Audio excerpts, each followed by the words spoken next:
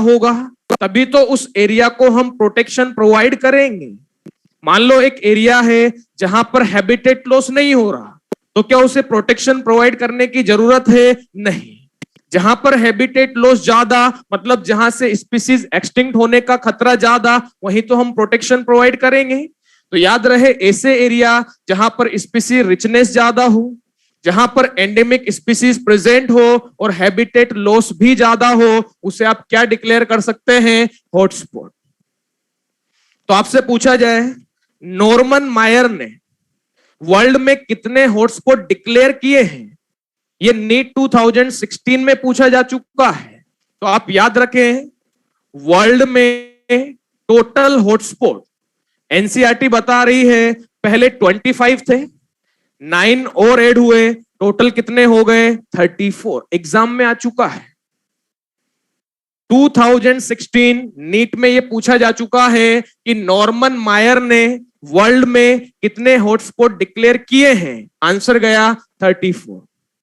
याद रहेगा। चलो नेक्स्ट पॉइंट, ये भी आपसे एग्जाम में पूछा जा सकता है। इंडिया में टोटल कितने हॉटस्पॉट हैं? आपको आंसर देना है 3। ये आ चुका है, ये आ सकता है, ठीक है। बताओ इंडिया में टोटल कितने हॉटस्पॉट? 3। इनके नाम भी आप याद रखें। पहला है western Ghat and Sri Lanka. Sri Lanka ये पूरी कंट्री इंक्लूड नहीं होगी, बॉर्डर वाला पार्ट, ठीक है। कंफ्यूज ना हो कि सर श्रीलंका इंडिया में कब से आ गया? बॉर्डर वाला पार्ट जहां डाइवर्सिटी ज्यादा है। सेकंड एग्जांपल इंडो बर्मा, और थर्ड एग्जांपल रहेगा हिमालय। विद नेम आपको याद होने चाहिए। बताओ वर्ल्ड में टोटल हॉटस्पॉट कितने हैं? 34। 3 कौन कौन से हैं? Western Ghat and Sri Lanka, Indo Burma and Himalaya. यहां से क्वेश्चन पूछा जाएगा, बताओ इनमें से कौन सा इंडिया में हॉटस्पॉट का एग्जाम्पल नहीं है? इनमें से कौन सा इंडिया में हॉटस्पॉट का एग्जाम्पल नहीं है? पहला ऑप्शन आपको मिलेगा हिमालय, दूसरा ऑप्शन आपको मिलेगा वेस्टर्न घाट एंड श्रीलंका, तीसरा ऑप्शन आपको मिलेगा ईस्टर्न घाट, चौथा ऑप्शन आपको मिलेगा इंडो बर्मा। क्या आंसर जाएगा? ईस्टर्न घाट। कर लेंगे सभी। चलो इसमें नेक्स्ट आता है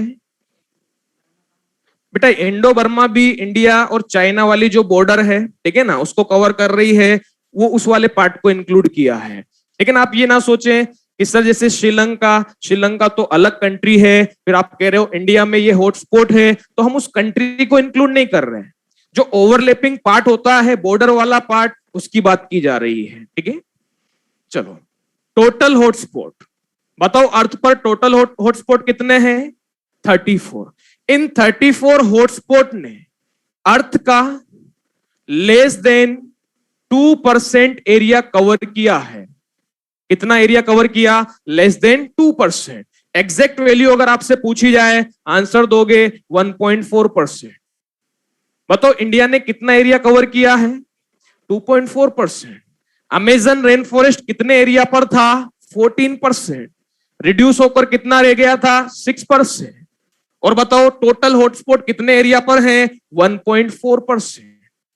अगर हम इन एरिया को प्रोटेक्शन प्रोवाइड करें, इन एरिया को अगर हम कंजर्व करें, तो स्पीसीज एक्सटिंक्शन की रेट बताओ बढ़ेगी या घटेगी?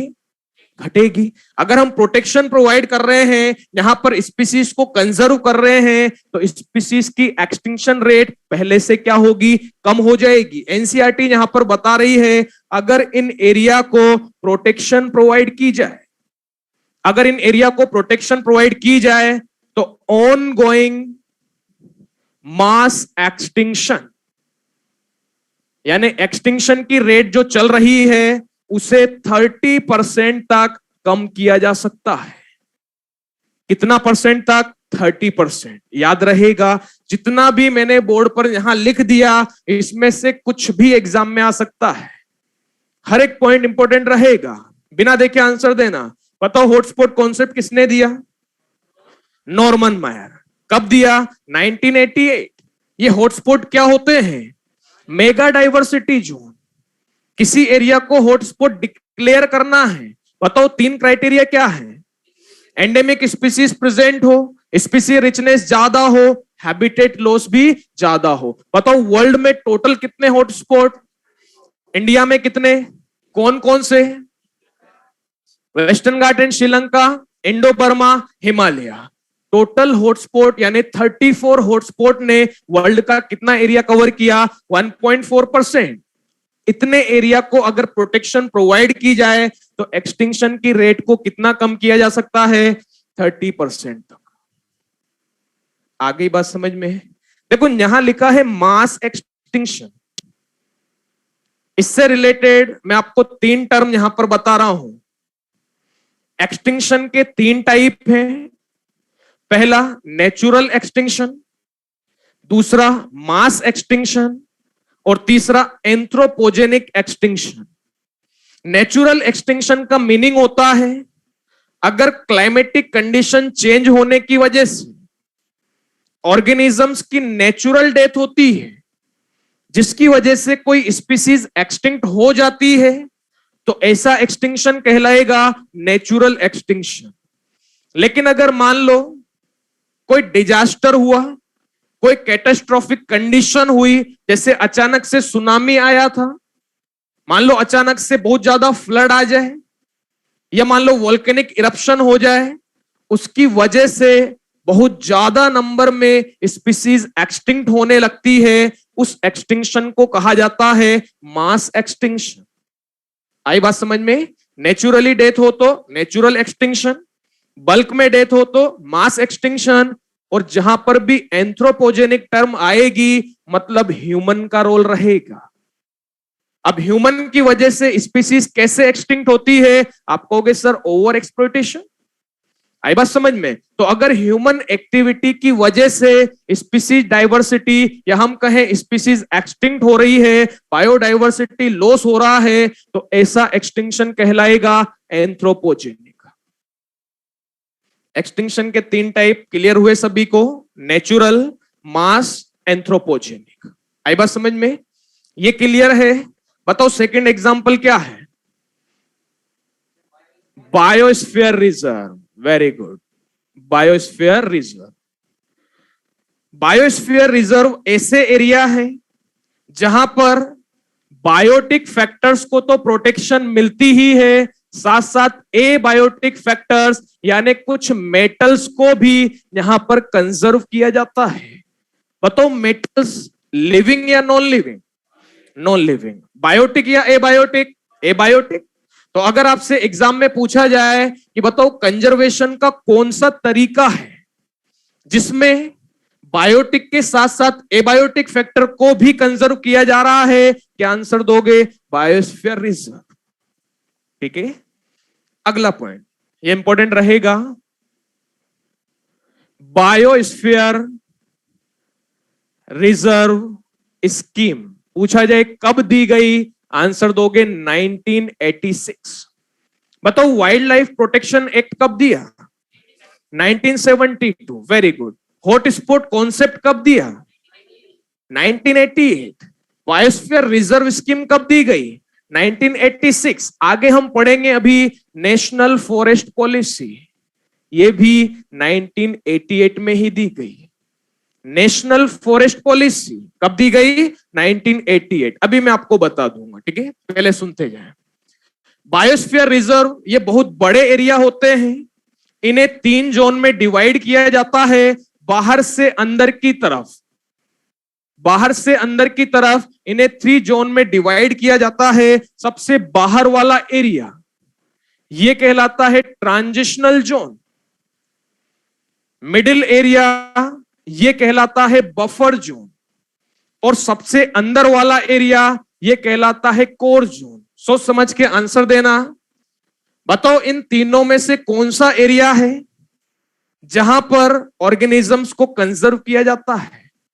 Core zone. Very good. सबसे अंदर वाला एरिया, ऐसे ऑर्गेनिज्म जिन्हें एक्सटिंक्ट होने का खतरा है उन्हें कहां पर रखा जाता है? कोर जोन में, यहां पर कंजर्व किया जाता है। तो बताओ गए 3। सबसे बाहर वाला ट्रांजिशनल जोन, सबसे अंदर वाला कोर जोन। डिफरेंस समझना, सबसे बाहर वाला जो एरिया ट्रांजिशनल जोन है, यहां पर ह्यूमन रहते हैं।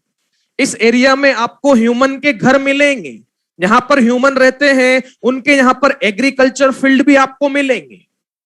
यानी इस एरिया में सबसे ज्यादा ह्यूमन एक्टिविटी आपको मिलेगी। आप कहोगे यहां पर मैक्सिमम ह्यूमन एक्टिविटी अलाउड है। मैक्सिमम ह्यूमन एक्टिविटी कहां पर अलाउड होती है? ट्रांजिशनल जोन में, यहां ह्यूमन रहता है। आई बात समझ में?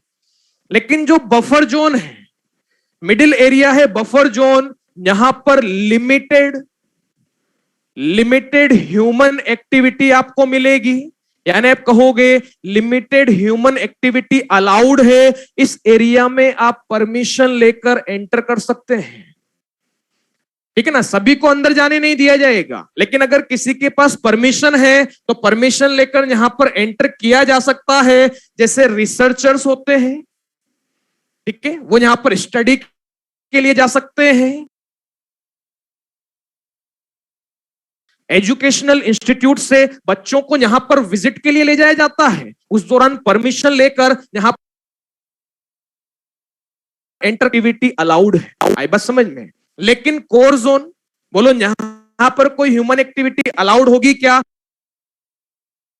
नहीं। इसके लिए आप याद रखें, नो ह्यूमन एक्टिविटी अलाउड। यहां पर किसी को भी एंट्री नहीं मिलती, कोई ह्यूमन एक्टिविटी यहां पर अलाउड नहीं है। क्योंकि आप जानते हैं कोर जोन ऐसा एरिया है जहां पर ऑर्गेनिज्म को कंजर्व है, ह्यूमन की वजह से ऑर्गेनिज्म को कोई नुकसान ना हो। क्योंकि आप सभी जानते हैं अर्थ पर सबसे खतरनाक ऑर्गेनिज्म कौन सा है? ह्यूमन। तो ह्यूमन की वजह से ऑर्गेनिजम्स को कोई नुकसान ना हो, इसलिए यहां पर ह्यूमन की एंट्री अलाउड नहीं है, कोई ह्यूमन एक्टिविटी अलाउड नहीं होती। याद रहेगा। बिना देखे बताओ, बाहर से अंदर की तरफ कौन कौन से एरिया है? अंदर वाला कोर जोन। आपसे पूछा जाए बताओ कौन सा एरिया है जहां पर लिमिटेड ह्यूमन एक्टिविटी है, क्या आंसर दोगे? Buffer zone. कौन सा एरिया है जहां पर कोई एक्टिविटी अलाउड नहीं है, क्या आंसर दोगे? Core zone. और कौन सा एरिया जहां पर मैक्सिमम ह्यूमन एक्टिविटी अलाउड है, क्या आंसर दोगे? Transitional zone. याद रहेगा। चलो, इसमें आगे एक पॉइंट और बताया है, ये इतना इंपॉर्टेंट नहीं है। 94 कंट्रीज में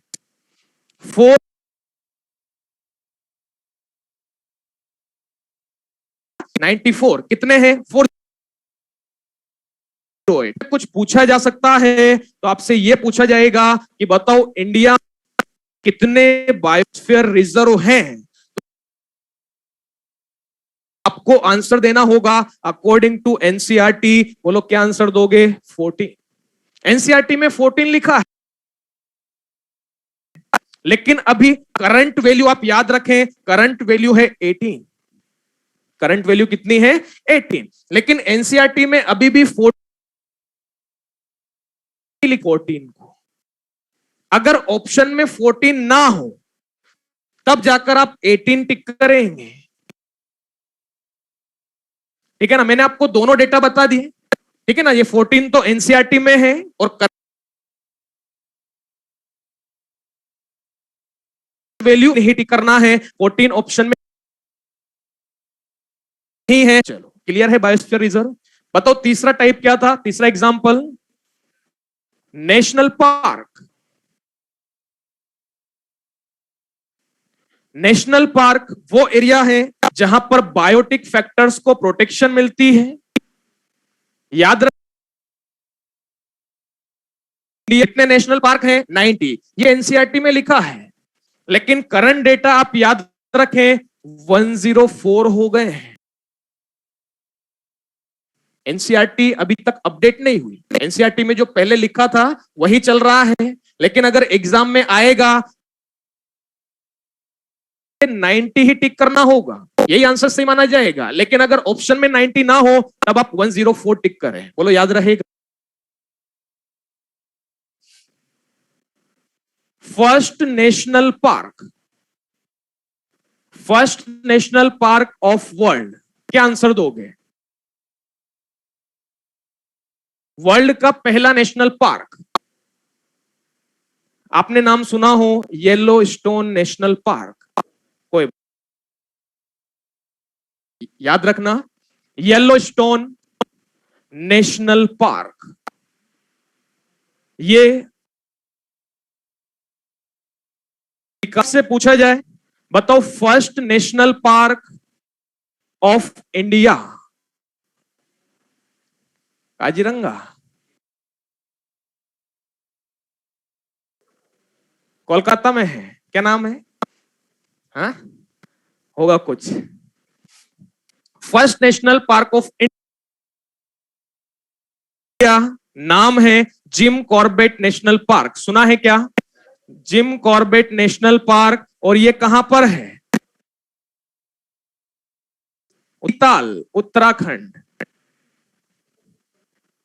अच्छा, उत्तर, क्या? तो ये दो एग्जांपल आप याद रखें, अपने मॉड्यूल में भी लिखे हैं, हो सकता है पूछ लिए जाए। बताओ first national park of world कौन सा है? येलोस्टोन नेशनल पार्क, जो कहां पर है? अमेरिका। और बताओ इंडिया का नेशनल है नैनीताल यानी उत्तराखंड, ठीक है, याद रहेगा।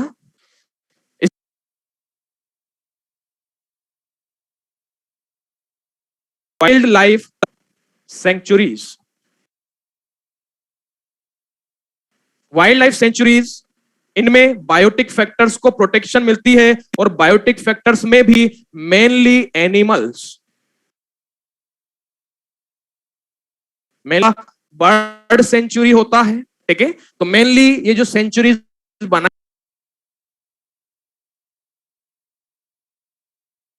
जाती हैं, याद रखना, इंडिया में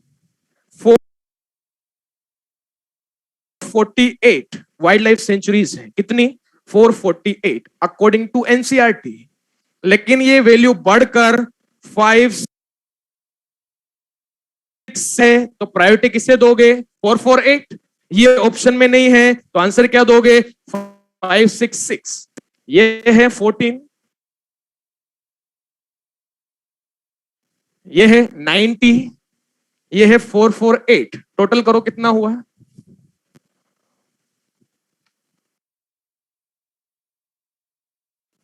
कितना हुआ? 552 हो जाएंगे।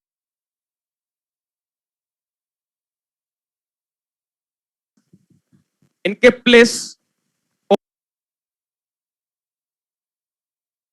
जाएंगे ना, 552 नहीं हो पाएंगे।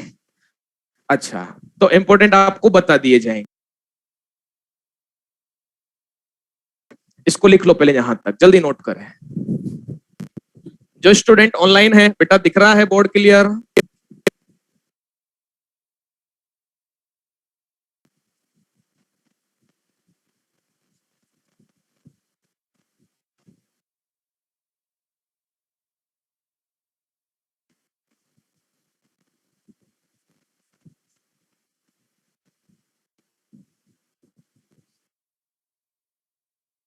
मैंने आपसे लास्ट क्लास में क्वेश्चन पूछा था, किडनी ऑफ प्लेनेट किसे कहा जाता है? वेटलैंड कहा जाता है। हाँ, वाटर को फिल्टर करता है, वेरी गुड।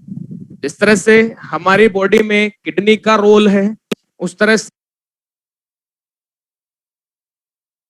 वाटर को फिल्टर करने का रोल प्ले करते हैं, क्योंकि ठहरा हुआ पानी होता है, ज्यादा डीप वाटर बॉडी नहीं होती, तो जो भी इम्प्यूरिटीज होती हैं धीरे धीरे नीचे सेटल हो जाती हैं, इसलिए कहा गया किडनी ऑफ प्लेनेट वेटलैंड को कहा जाता है। वेटलैंड में आपको पढ़ा चुका हूं, बोलो। इकोटोन में, इकोटोन एरिया कवर किया था 6%, बताया था मैंने क्लास में। कितने एरिया पर वेटलैंड प्रेजेंट है? 6%। और वेटलैंड के एग्जांपल अगर आपसे पूछे जाएं, तो जो दलदली एरिया होते हैं, जैसे मार्शी एरिया हुआ, स्वैम्पी एरिया हुआ,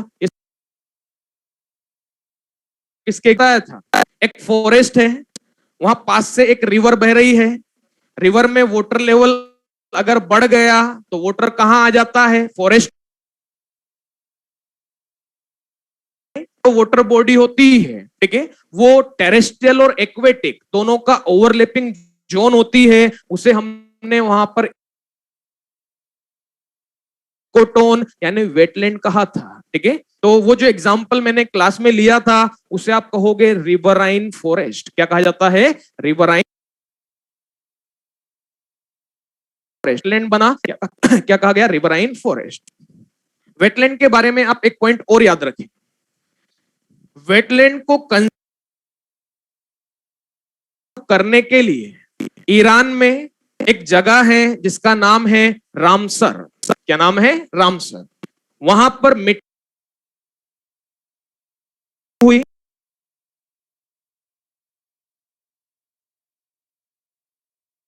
डिसाइड हुआ कि हमें वेटलैंड को कंजर्व करना है। अलग अलग कंट्रीज के रिप्रेजेंटेटिव आते हैं, ठीक है, एग्रीमेंट बनता है, उस पर सिग्नेचर किए जाते हैं कि हमें वेटलैंड को क्या करना है? कंजर्व करना है, प्रोटेक्ट। उसे नाम दिया गया रामसर कन्वेंशन। क्या कहा गया? Ramsar convention. यानी अगर आपसे पूछा जाए बताओ रामसर कन्वेंशन किससे रिलेटेड है, क्या आंसर दोगे? वेटलैंड कंजर्वेशन, ठीक है, याद रखना। ये मॉड्यूल में लिखा है, अभी मैं आपको समझाऊंगा।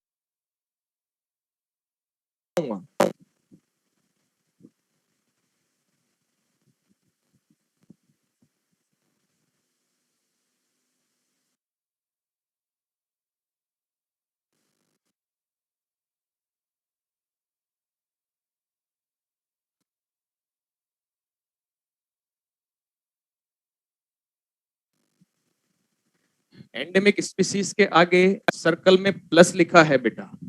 प्लस मतलब एंडेमिक स्पीसीज प्रेजेंट है।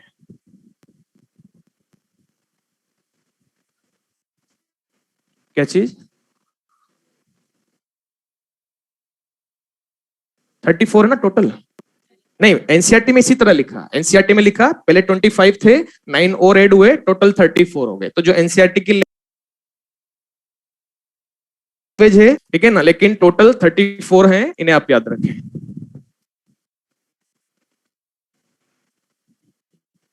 बेटा वेस्टर्न घाट के नीचे लिखा है इंडो बर्मा। नॉर्मन मायर के बाद जो डेट लिखी है, ईयर लिखा है, वो है 1988।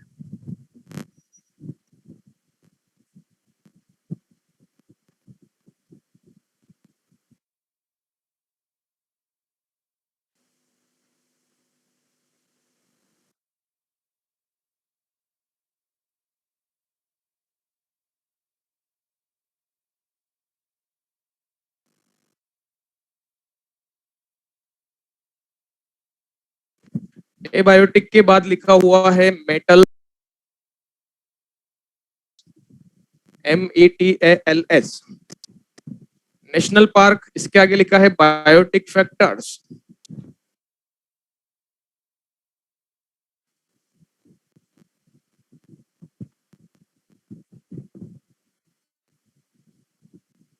On going mass extinction.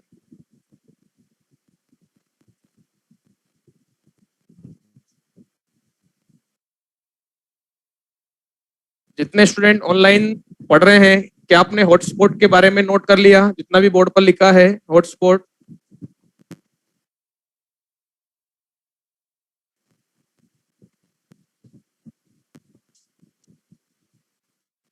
Biosphere reserve, national park और जो वाइल्ड लाइफ सेंचुरीज है, ये जूम कर रहा हूं बेटा, विजिबल है?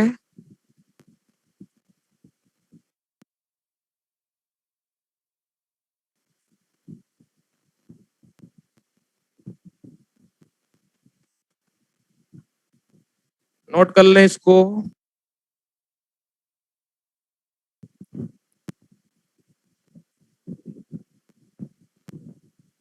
30% के बाद में बेटा नीचे एरो डाउन किया हुआ है।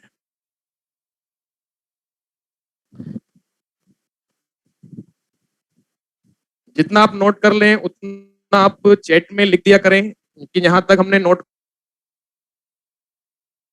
फिर उस पार्ट को उसको हम थोड़ा सा स्लाइड करके जितना बचा हुआ पोर्शन है उसको जूम कर दें ताकि आपको क्लियरली दिख जाए।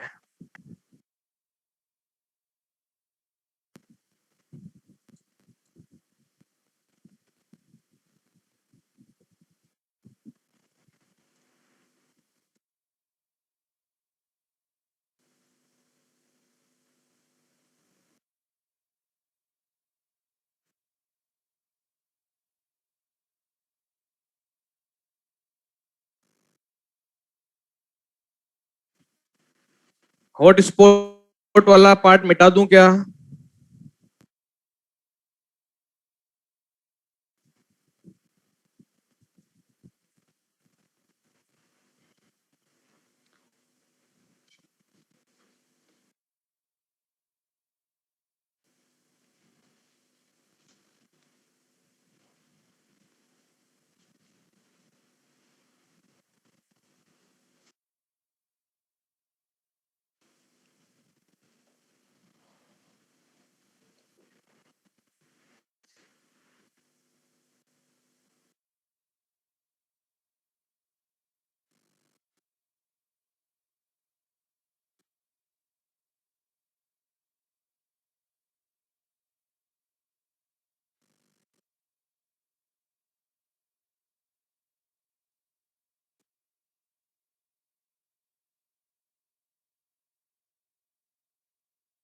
नेशनल पार्क और वाइल्ड लाइफ सेंचुरीज नोट कर लिया क्या सभी ने बेटा जो ऑनलाइन है?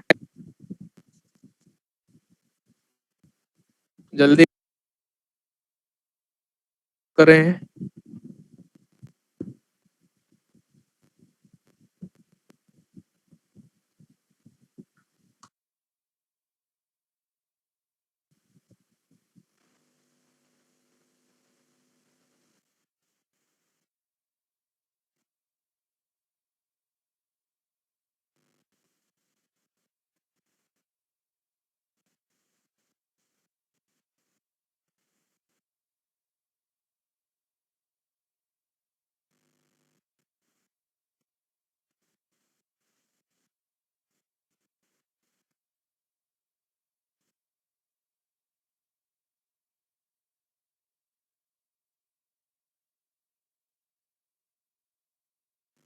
लिखो बेटा जल्दी। 48 और 566 वैल्यू दोनों इसलिए लिखी है, 448 तो एनसीईआरटी में दिया है और 566 ये करंट वैल्यू है, यानी वाइल्ड लाइफ सेंचुरीज बढ़कर 566 हो चुकी है।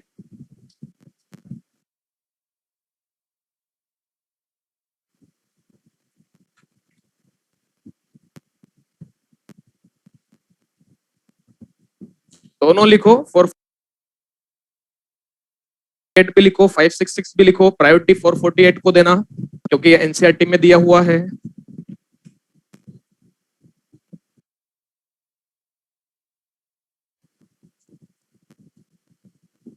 चलो, जब मैं बोर्ड पर एक्सप्लेन करता हूं बेटा ध्यान से सुना करो, ध्यान से सुनोगे, ध्यान से दिख भी नहीं रहा तब भी आपको आइडिया लग जाएगा कि यहाँ पर ये एक्सप्लेन किया गया था, लेकिन आप तो आप आसानी से नोट कर सकते हो। बताओ लास्ट तरीका क्या था? 4 तरीके हो गए। सेकंड क्रू, समझना इसको। फिफ्थ नंबर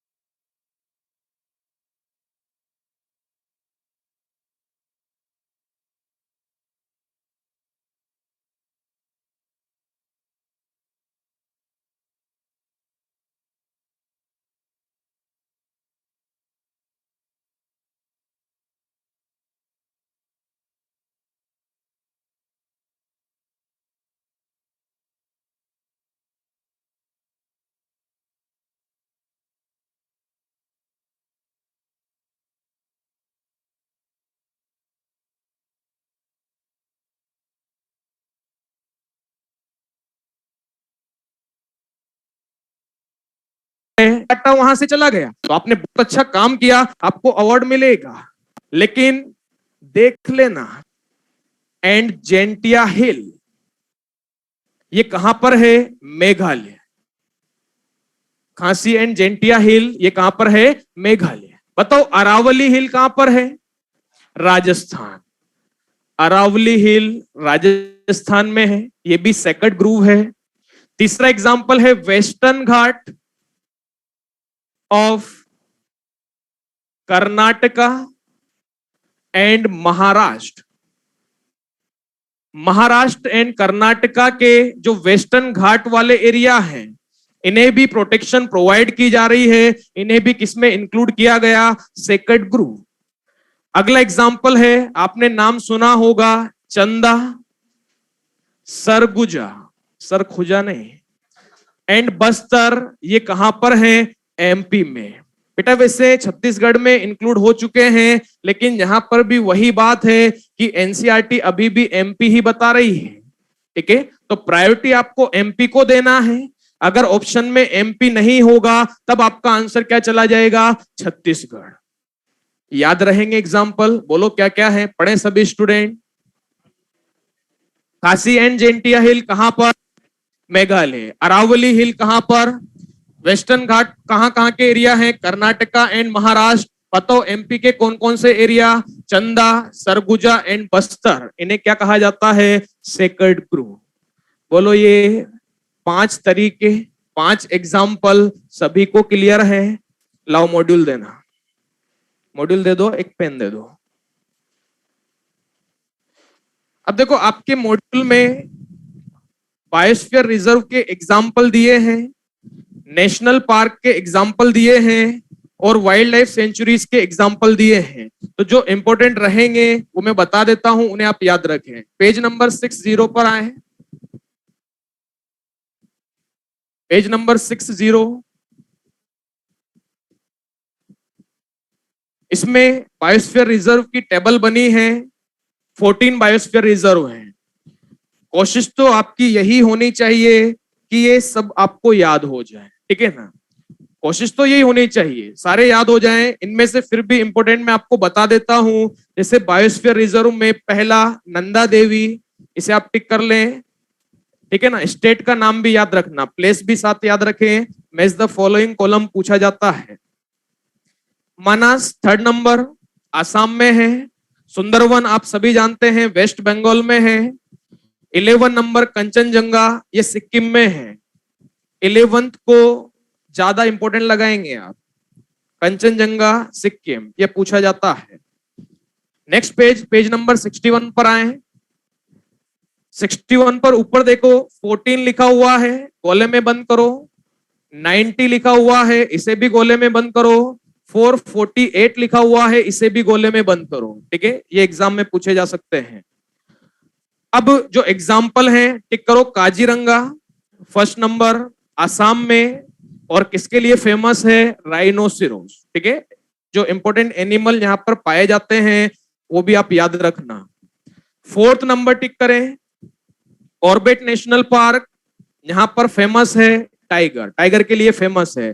5th नंबर गिर नेशनल पार्क, ये एग्जाम में आ चुका है, कहां पर है? गुजरात में, और किसके लिए फेमस है? Asiatic lion. इसी तरह से पूछा गया था कि बताओ एशियाटिक लाइन के लिए फेमस नेशनल पार्क कौन सा है? आंसर गया गिर नेशनल पार्क, याद रखें। 6 number Kanha national park, last में लिखा है 4 हॉर्न डियर, इसे बॉक्स में बंद कर लो। 4 हॉर्न डियर इसके लिए फेमस है, पूछा जा चुका है। और 9th नंबर टिक करें, डेजर्ट नेशनल पार्क जो राजस्थान में है, ये ग्रेट इंडियन बस्टर्ड के लिए फेमस है।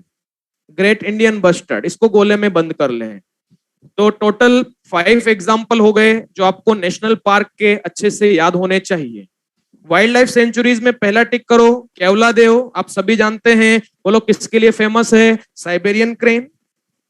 बताओ साइबेरियन क्रेन क्रिटिकल है, क्रिटिकली एंडेंजर्ड है या एंडेंजर्ड है? क्रिटिकली एंडेंजर्ड है। ठीक है, वेरी गुड। 3rd नंबर डचीगम, ये भी मैंने आपको बताया था, जम्मू कश्मीर में है, हंगुल कश्मीर स्टेक के लिए फेमस है, ये एग्जांपल टिक करा चुका हूं। 5th नंबर पेरियार, एलिफेंट के लिए फेमस है, इसे भी गोले में बंद कर लें। और 7 नंबर मानास वाइल्ड लाइफ सेंचुरी, ये टाइगर एंड पैंथर के लिए फेमस है। तो देखो, वैसे तो टोटल आप काउंट करें 14 और 10 कितना हो गया 24, और 7 कितना हो गया 31। आपकी कोशिश यही होनी चाहिए कि ये 31 याद हो जाए, ठीक है। अब याद करने का तरीका ऐसा नहीं कि आप इनको एक साथ याद करने बैठ गए, पूरी टेबल एक साथ खत्म कर दी तो आप भूल जाओगे। याद रखने का सिंपल सा तरीका है 2 सुबह 2 शाम। जैसे मेडिसिन लेते हो ना, उस तरह से 2 सुबह 2 शाम याद करो और आपस में डिस्कस करो, याद हो जाएगा। और बीच बीच में मैं आपसे भी रहूंगा। जैसे मान लो कोई स्टूडेंट क्लास डिस्टर्ब कर रहा है, बातें कर रहा है, तो उससे पूछ लिया, सभी का रिवीजन हो जाएगा, ठीक है ना। तो इस तरीके से इन्हें हम कंप्लीट करेंगे। अब ये तो बात हुई इन सिटू कंजर्वेशन। बताओ एक्स सिटू कंजर्वेशन के एग्जाम्पल क्या क्या थे? Botanical garden, zoological park, wild life safari park, gene bank, seed bank, tissue culture, cryo preservation. इनके बारे में सुने। देखो, इनके बारे में एक एक 2-2 लाइन है, इनकी ज्यादा डिटेल हमारे सिलेबस में नहीं है और इनकी डिटेल इंपॉर्टेंट भी नहीं है। जो इंपॉर्टेंट रहेगा, जहां से एग्जाम में पूछा जा सकता है, वो पॉइंट मैं आपको बता रहा हूं। पहला जूलॉजिकल पार्क और दूसरा बॉटनिकल गार्डन। ये दोनों टैक्सोनॉमिकल एड के भी एग्जाम्पल हैं। कुछ याद आया? आपने प्लांट डाइवर्सिटी में पढ़ा है टैक्सोनॉमिकल एड, जिसमें जूलॉजिकल पार्क भी पढ़ा है, बॉटनिकल गार्डन भी पढ़ा है, ठीक है। यहां पर तो आपको क्या याद रखना है? ये याद रखना है जूलॉजिकल पार्क में एनिमल्स को प्रोटेक्शन मिलती है, बॉटनिकल गार्डन में प्लांट्स को प्रोटेक्शन मिलती है। लेकिन जो प्लांट डाइवर्सिटी में लिखा है वो पॉइंट भी मैं आपको बता देता हूं। जूलॉजिकल पार्क से आपको 2 इंफॉर्मेशन मिलती है। एक तो एनिमल का बिहेवियर कैसा है, दूसरा उस एनिमल की फीडिंग हैबिट क्या है। ये आप जूलॉजिकल पार्क से पता कर सकते हैं। कैसे पता करेंगे? जैसे मान लो आप विजिट के लिए गए, जूलॉजिकल पार्क में विजिट के लिए गए, आपने देखा वहां पर एक एनिमल है, आपने उसके सर पे से हाथ फेरा, उसने कुछ नहीं किया, मतलब एग्रेसिव नहीं है, लेकिन पता चला आपका हाथ ही वापस नहीं आया, ठीक है ना, इसका मतलब वो एग्रेसिव है। मान लो आपको फीडिंग हैबिट पता करनी है, आप आगे बढ़े, आपने देखा केज के अंदर, पिंजरे के अंदर एक एनिमल बैठा हुआ है, आपने ग्रासेस का बंडल अंदर फेंका, वो टस से मस नहीं हुआ, मतलब वो हर्बीवोर तो नहीं है। टस से मस नहीं हुआ मतलब वो हर्बीवोर तो नहीं है, लेकिन आपने संभव को उठाया, अंदर फेंक दिया, तुरंत एक्टिव हो गया, मतलब वो कार्निवोर है। फीडिंग हैबिट भी हम पता कर सकते हैं। आई बात समझ में? ये तो बात हुई जूलॉजिकल पार्क।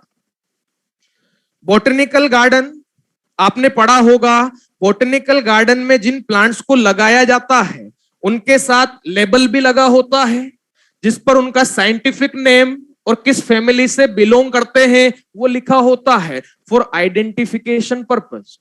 यानी बॉटनिकल गार्डन में कोई विजिट के लिए गया तो उस प्लांट को वो आइडेंटिफाई कर सकता है, तो किसका नाम और किस फैमिली से वो बिलोंग करता है, वो इंफॉर्मेशन वहां पर लिखी होती है। आई बात समझ में? तीसरा था wild life safari park. Wild life safari park ये प्राइवेट प्रॉपर्टीज होती है, ये गोल्फ प्लेयर की प्रॉपर्टी है। गोल्फ प्लेयर इन्हें खरीदते हैं और वहां पर गोल्फ प्रैक्टिस करते हैं। आपने देखा होगा ग्रीनरी होती है, पूरी ग्रासेस, उस पर गोल्फ प्रैक्टिस करते हैं। तो ये प्राइवेट प्रॉपर्टी होती है और ये वहां पर कुछ एनिमल्स को कंजर्व भी करते हैं। अगर आप वाइल्ड लाइफ सफारी पार्क में विजिट के लिए जाते हैं तो वहां पर आपको गाड़ियों में बैठाकर घुमाया जाएगा, बड़े एरिया है, गाड़ियों में बैठाकर घुमाया जाएगा और आप देखोगे वहां पर बड़े बड़े जिराफ आपको दिखाई देंगे। तो वो एनिमल को कंजर्व कर रहे हैं। इससे बेनिफिट क्या है? उनको ये बेनिफिट मिलता है कि उन्हें उस प्राइवेट प्रॉपर्टी का टैक्स नहीं भरना पड़ता। बेनिफिट है क्या? शो कर दिया, हम एक्स-सिटू कंजर्वेशन कर रहे हैं, गवर्नमेंट को भी बेनिफिट है, एनिमल्स का कंजर्वेशन हो रहा है और गोल्फ प्लेयर को भी बेनिफिट है, टैक्स से रिबेट मिल जाता है। आई बात समझ में? ये कुछ एग्जाम में नहीं आएगा, ऐसे थोड़ी ना पूछेगा गोल्फ प्लेयर को क्या फायदा है, ठीक है? ये कुछ एग्जाम में नहीं आएगा, बस आप तो ये याद रखें वाइल्ड लाइफ सफारी पार्क एक्सी2 का एग्जाम्पल है। आई बात समझ में? अगला एक ब्रॉड टर्म है जीन बैंक।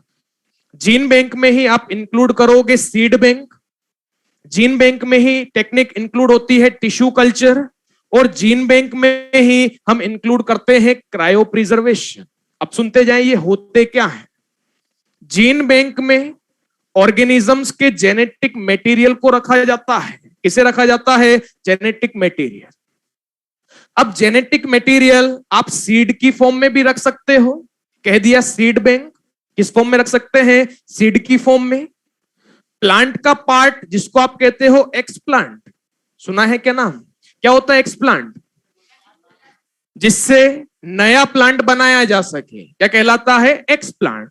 तो सीड की फॉर्म में रख सकते हो, एक्सप्लांट की फॉर्म में रख सकते हो, गैमेट की फॉर्म में रख सकते हो।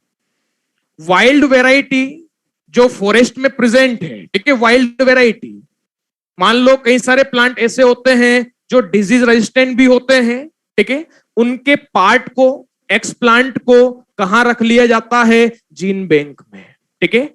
अगर फ्यूचर में मान लो वो प्लांट वाइल्ड एरिया से एक्सटिंक्ट भी हो गया, लेकिन उसका एक्सप्लांट कहां प्रेजेंट है? जीन बैंक में।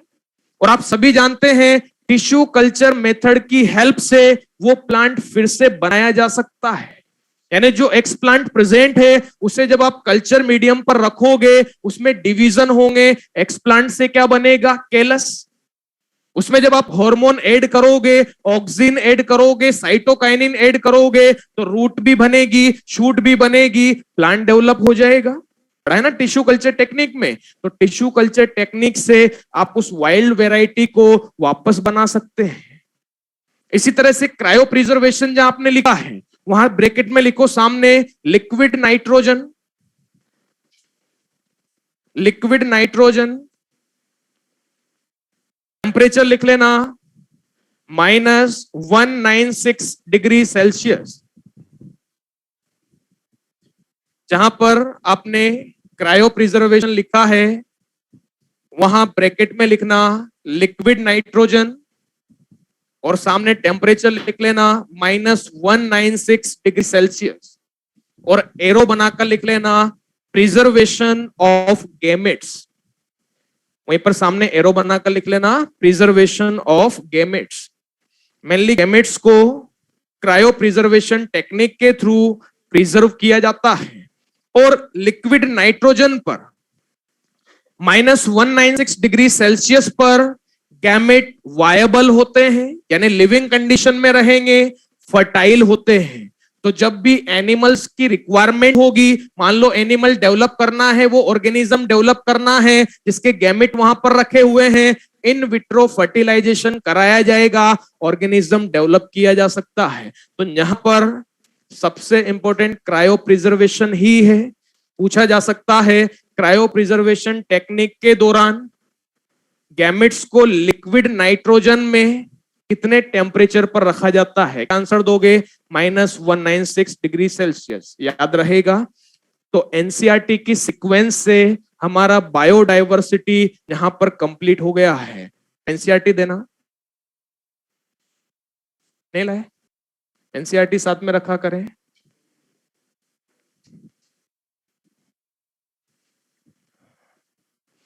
एनसीईआरटी की सीक्वेंस से हमने थर्ड चैप्टर बायोडाइवर्सिटी कंप्लीट कर लिया है।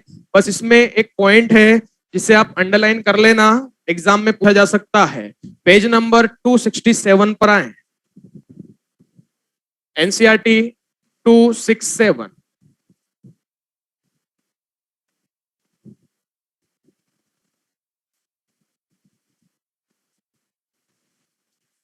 पेज नंबर 267 पर समरी के ऊपर जो पैराग्राफ दिया है, इसमें आपको दो टर्म मिलेगी। एक लिखा है अर्थ समिट और एक लिखा है वर्ल्ड समिट। मिला क्या? देखो, अर्थ समिट, वर्ल्ड समिट मिल गया। इन्हें आप वेरी इंपॉर्टेंट लगा लें, earth summit and world summit.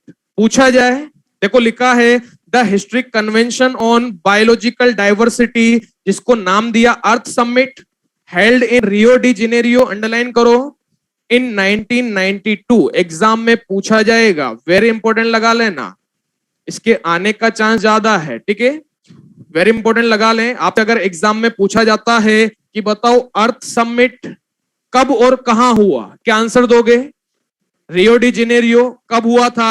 1992, ठीक है, रियो डी जेनेरियो ब्राजील में है, ये आप याद रखें। इसके बाद पूछा जाए world summit on sustainable development held in 2002 in Johannesburg, south Africa. तो देखो, ये जो अर्थ समिट हुआ था, ये बायोडाइवर्सिटी कंजर्वेशन पर हुआ था, ठीक है, 1992 में, कहा? रियो डी जेनेरियो, याद रहेगा। और जो वर्ल्ड समिट हुआ था 2002 में जोहान्सबर्ग, जो कहां पर है? साउथ अफ्रीका, ठीक है, ये किस पर बेस्ड था? ये था सस्टेनेबल डेवलपमेंट, यानी किस तरह से हमें बायोडाइवर्सिटी को कंटिन्यूअस डेवलप करना है, यानी नेचुरल रिसोर्सेस को बढ़ाना है। उसके लिए जो मीटिंग हुई थी, उस मीटिंग को नाम दिया वर्ल्ड समिट, और ये 2002 में हुई थी, कहां पर? Johannesburg, south Africa. बोलो, दोनों डेटा याद रहेंगे, इन्हें वेरी इंपॉर्टेंट लगा लो, एग्जाम में आने का चांस ज्यादा है, ठीक है ना। एनसीईआरटी में लिखा है और लास्ट में लिखा है समरी के ऊपर। मान लो एग्जामिनर पेपर बना रहा है और पेपर बनाते बनाते वो इस पेज पर आ गया और उसने सोचा चलो बायोडाइवर्सिटी से एक क्वेश्चन और दे देता हूं, तो उसकी नजर इसी पर पड़ेगी बेटा, अर्थ समिट, वर्ल्ड समिट, अच्छे क्वेश्चन बन सकते हैं यहां से, कहां, कब और कहां, याद रहेगा। लो, आपकी बायोडाइवर्सिटी कंप्लीट हो गई है। मुझे मॉड्यूल दो। ये लिख लिया क्या सभी ने पूरा? नोट कर लें जल्दी।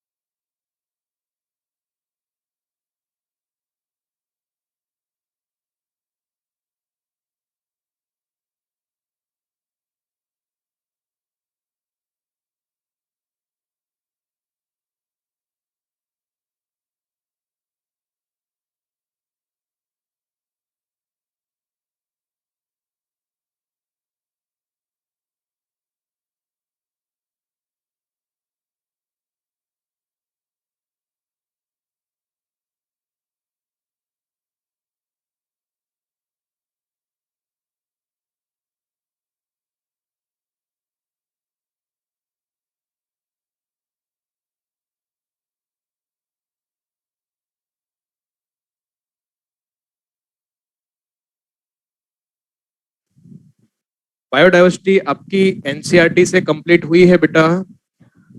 मॉड्यूल में जो पॉइंट रह गए हैं ज्यादा नहीं है, छोटे छोटे पॉइंट हैं, वो मैं आपको एक्सप्लेन कर रहा हूं। यानी मेन पार्ट एनसीईआरटी वाला तो कंप्लीट हो चुका है, ठीक है। ये अभी नया चैप्टर आपका स्टार्ट नहीं हुआ।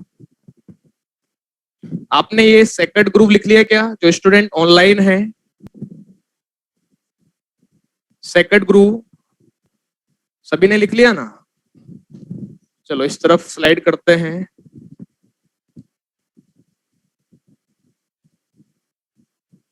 अब विजिबल है बेटा?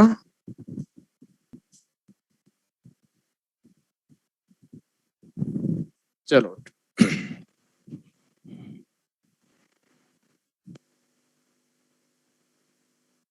समझना, देखो नेचुरल रिसोर्सेज की बात की जाए, अब आप सुनते जाएं, ठीक है। मॉड्यूल में सब कुछ लिखा है, मैं अभी आपको बता दूंगा कहां कहां लिखा है, पहले आप सुनते जाएं, समझते जाएं। नेचुरल रिसोर्सेज आप किन्हें कहेंगे? जो नेचर ने हमें प्रोवाइड किए हैं, जिन्हें हम यूज कर रहे हैं, क्या कहलाएंगे? Natural resources. दो टाइप हैं ऐसे नेचुरल रिसोर्सेज जो अनलिमिटेड क्वांटिटी में प्रेजेंट हैं, ह्यूमन यूज से खत्म नहीं होंगे, क्या कहोगे? इनएग्जॉस्टिबल। क्या कहा जाएगा? इनएग्जॉस्टिबल। ऐसे रिसोर्सेज जो लिमिटेड क्वांटिटी में है, ह्यूमन यूज से खत्म हो सकते हैं, क्या कहलाएंगे? एग्जॉस्टिबल। एग्जॉस्टिबल के दो टाइप बताए गए, एक रिन्यूएबल, दूसरा नॉन रिन्यूएबल। बताओ रिन्यूएबल और नॉन रिन्यूएबल में क्या डिफरेंस है? जैसे ह्यूमन ने यूज किया, रिसोर्स को यूज किया, खत्म हो गया, नेचर ने फिर से रिन्यू कर दिया, क्या कहोगे? रिन्यूएबल है। ह्यूमन ने यूज किया, खत्म हो गया, नेचर ने रिन्यू नहीं किया, क्या कहोगे? नॉन रिन्यूएबल है। इनके एग्जाम्पल आपको याद रखने हैं जो मॉड्यूल में लिखे हैं। जैसे मैं आपसे कहूं, मान लो एक स्पीसीज है, एक बायोटिक स्पीसीज है, जिसे ह्यूमन ने यूज किया, ओवर एक्सप्लॉयटेशन किया, जिसकी वजह से वो स्पीसीज एक्सटिंक्ट हो गई। तो बताओ वो बायोटिक स्पीसीज रिन्यूएबल है या नॉन रिन्यूएबल? Non renewable. अगर स्पीसीज एक्सटिंक्ट हो गई है तो वो स्पीसीज वापस नहीं आ सकती, नॉन रिन्यूएबल है। एक हर्बीवोर एक प्लांट से लीफ खा रहा है, कुछ लीफ खाकर चला गया, ठीक है, तो क्या प्लांट वापस से वहां पर लीफ बना देगा? बना देगा ना बेटा, प्लांट वापस से वहां पर लीफ बना देगा। लीफ खाई, वापस से लीफ बना देगा, यानी रिन्यूएबल है। केटल ग्रासेस खा रही किसी एरिया में, कुछ ग्रासेस खाकर चली गई, वहां पर वापस से ग्रासेस डेवलप हो जाती हैं, यानी रिन्यूएबल है। बताओ मिनरल्स रिन्यूएबल है या non renewable? Non renewable. Minerals non renewable होते हैं, मिनरल्स रिन्यू नहीं होते, मिनरल्स रिसाइकल होते हैं। आप पढ़ चुके हो। बताओ कोल एंड पेट्रोलियम रिन्यूएबल या नॉन रिन्यूएबल? Non renewable. आ गई बात समझ में? तो ये एग्जाम्पल आपको याद रखने हैं, हो जाएंगे। अब यहां पर देखो, हाइड्रोस्फीयर एंड लैंड रिसोर्सेज, ये दो वैरायटी आपके मॉड्यूल में बताई गई है। बताओ हाइड्रोस्फीयर का मीनिंग क्या होता है? वाटर बॉडी, ठीक है। कहा गया हाइड्रोस्फीयर में जितना भी वाटर प्रेजेंट है, उस टोटल वाटर का वॉल्यूम कितना बताया गया? 1.4 बिलियन क्यूबिक किलोमीटर, ठीक है। ये वॉल्यूम है, अर्थ पर जितना वाटर प्रेजेंट है उसका ये वॉल्यूम बताया गया। इसमें से 97.5% वाटर कहां पर प्रेजेंट है? ओशियन में, जो हमारे लिए किसी काम का नहीं है। कितना परसेंट? 97.5।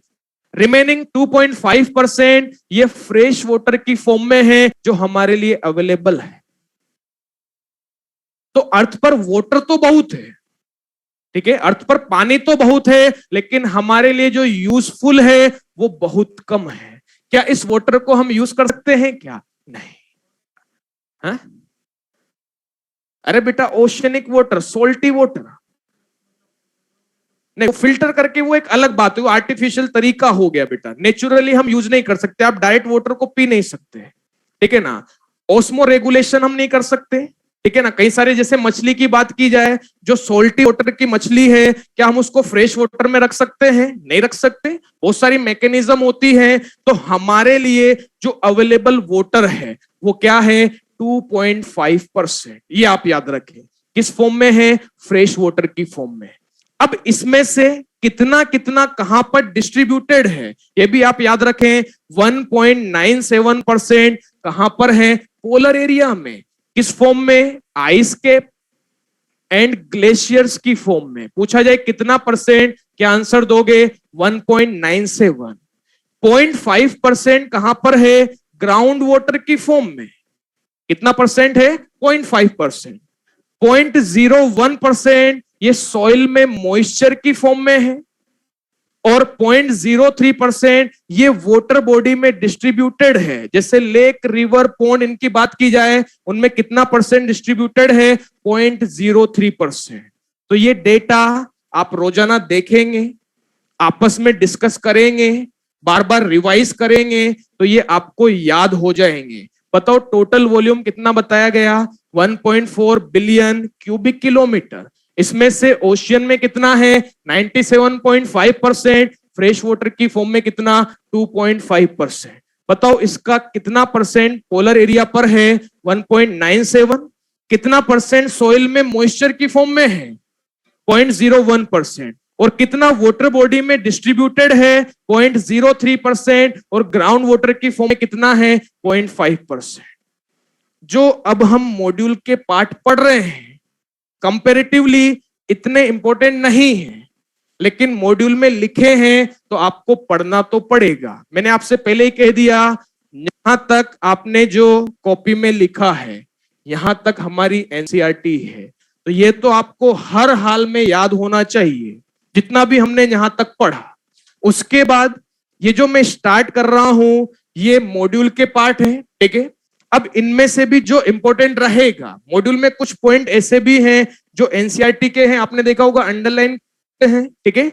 वो मैं आपको बता दूंगा कौन से एनसीईआरटी के हैं, ठीक है। तो ये जो मॉड्यूल वाले पोर्शन है ये इतने इंपॉर्टेंट नहीं है, लेकिन फिर भी बीच बीच में हम रिवाइज करते रहेंगे, मैं बीच बीच में आपसे पूछता रहूंगा, तो ये डेटा भी आपको याद हो जाएंगे। आई बात समझ में? बताओ हॉटस्पॉट कॉन्सेप्ट कब दिया गया? 1988। बायोस्फीयर रिजर्व स्कीम कब दी गई? 1986। ठीक है, इस तरह मैं पूछता रहूंगा तो आपके रिवाइज होते रहेंगे। इसके बाद आप आ जाएं लैंड रिसोर्सेस पर। इंडिया के रेस्पेक्ट में बताया गया at the beginning of 20th century, यानी 20th सेंचुरी की शुरुआत में इंडिया का 30% एरिया, कितना एरिया? 30% एरिया फॉरेस्ट से कवर्ड था। बाद में ये रिड्यूस होकर एंडिंग ऑफ 20th सेंचुरी कितना रह गया? 21.54%। इसका मतलब इंडिया में भी डिफोरेस्टेशन हुआ है।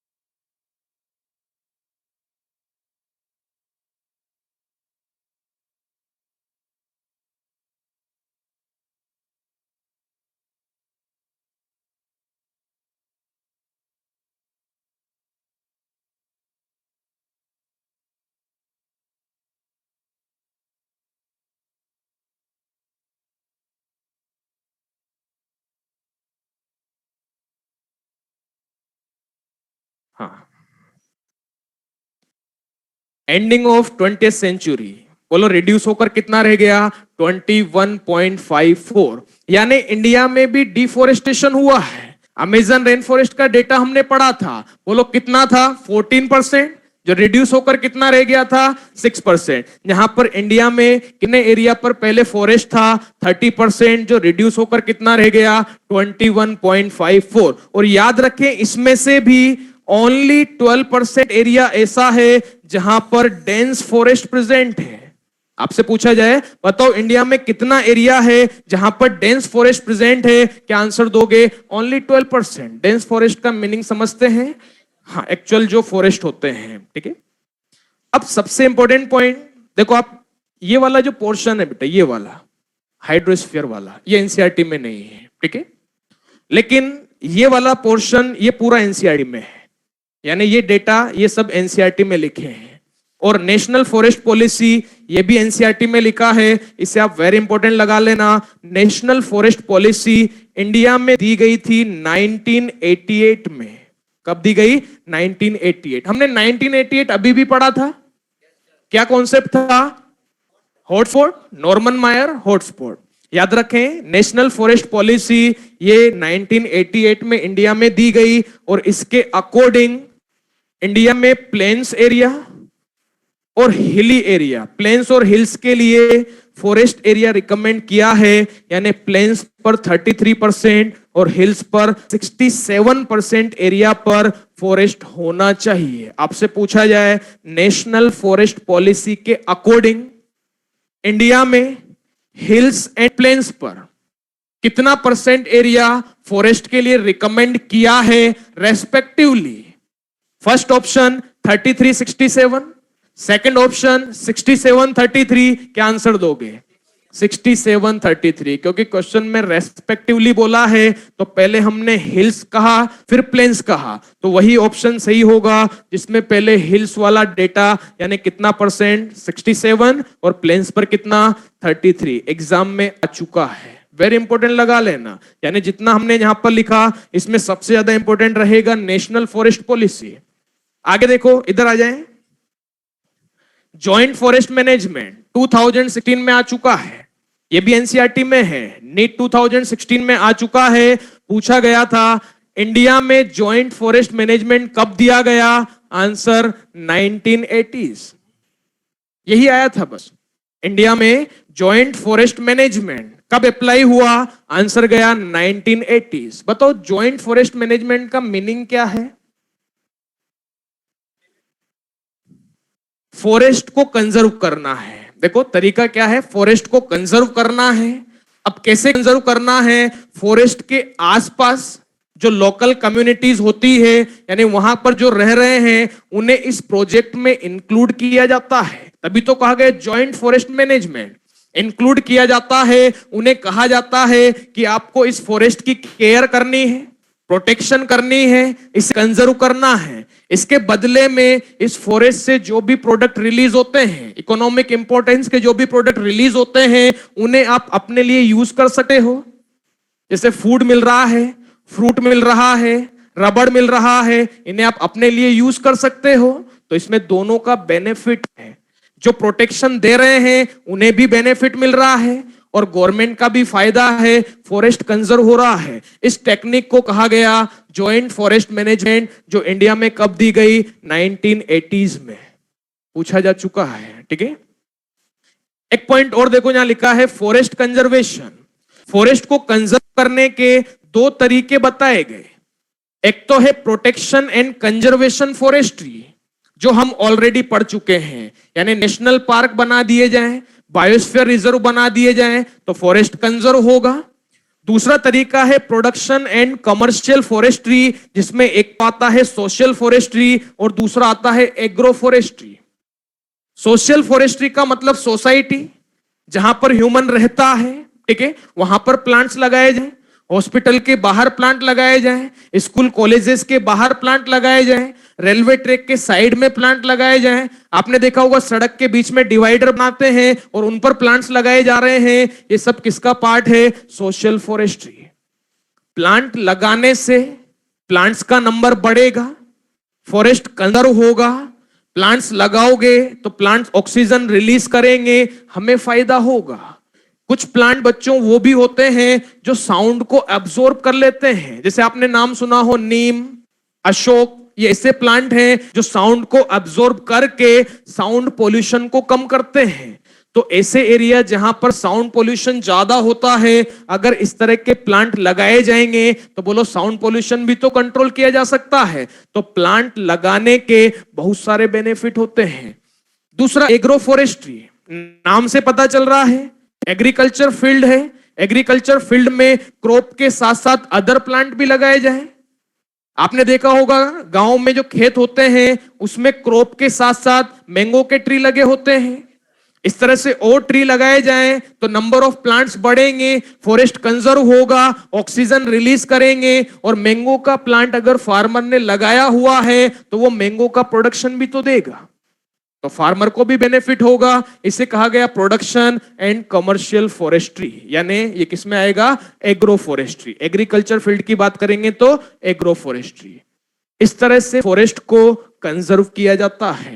बोलो यहां तक सभी को क्लियर है? बायोडाइवर्सिटी हमारा यहां पर कंप्लीट हुआ। मॉड्यूल में एक दो पॉइंट रह गए हैं, वो अगली क्लास में हम डिस्कस करके फाइनली जो लास्ट चैप्टर है इकोलॉजी वाला, पोल्यूशन, वो स्टार्ट करेंगे। ठीक है, यहां तक आप अच्छे से पढ़ लें।